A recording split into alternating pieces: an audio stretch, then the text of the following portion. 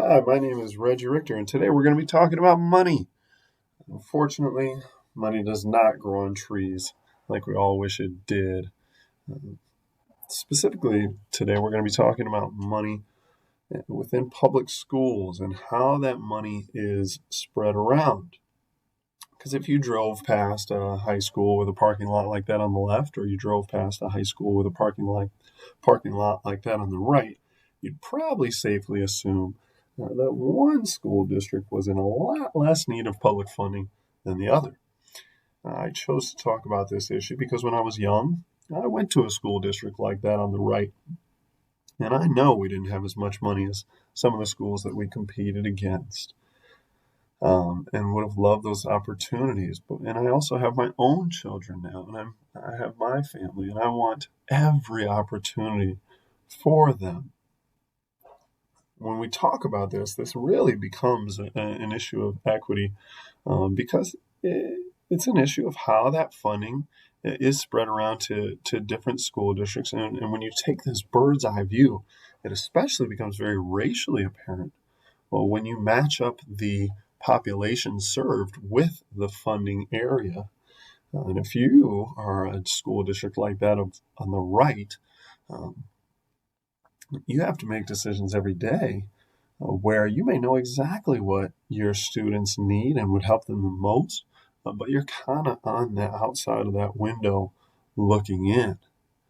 Values get conflicted when making decisions on how to spread money around because some may feel that it's for the kids, spread it around, whereas others may see it more as throwing it into a wishing well, and they're not so quick to want to give their money away because money given away from a wealthier school district might mean that the students and families they serve miss out on some of their opportunities.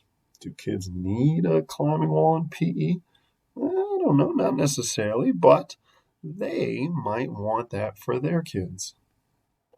It gets a little gray when we talk about how to change going about um, how to allocate the funding because every state uses a different method to make the decisions, and every different state has different goals.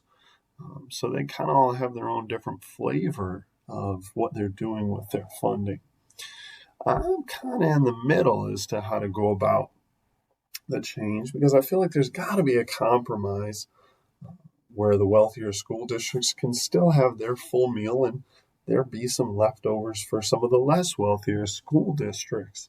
Um, I feel like this because, as I referenced, so my school on the left, I know that we missed out on some academic opportunities that I would have loved.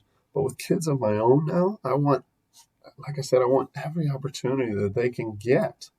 Um, and some may say that what better example to set for your own kids or for your students than that open hand where we share and we spread the wealth. Um, on the other end of the spectrum, there are some who say it's our money, your money, and you decide with it what you want to decide. And some of the difference in this could be how that those wealthy school districts got wealthy. Might have taken years of hard work and are not going to be so quick to want to give up on what they feel they worked so hard for. Throughout this class, I was affirmed in my thought process of seeing other schools and thinking that they do have more money.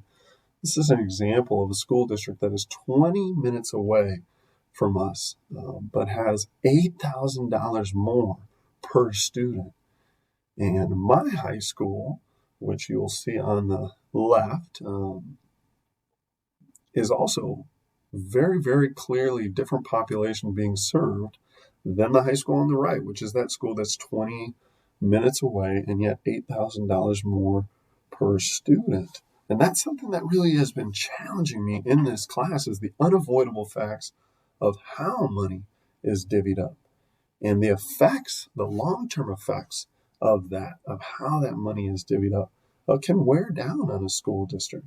right? Those long-term effects of like the ability for a school district to keep veteran teachers or opportunities to update technology or academic opportunities, right? Being able to take college visits or things. Um, so what I would like to do and what I think I can personally do as an educator about this is to serve every kid every day, no matter what, to the best of my abilities. Um, because I realize that I have to focus on what I can control. I have a small remote right now, right? Maybe in the future I may get a bigger remote and I may get more involved and have opportunities to have a different locus of control. The reason I feel this way is because my highest priority is my family. And I want to give the world to my students. I do, but not at the cost of my world and my family. And I need to be in a healthy place where I am able to serve my students. The other side of it is I don't know the future, right? It's kind of this unseen road. We don't know what the future holds. I um, would absolutely love to have a positive impact in the educational world where maybe I learn how to give and create high class education on a low budget and share that with other educators who might be in need, like we referenced earlier. But I know that Rome wasn't built in a day, and I have to realize that I can only take it one step at a time. So I hope that I've opened the conversation on public school funding and where it could potentially change. And I'm going to take it one step at a time.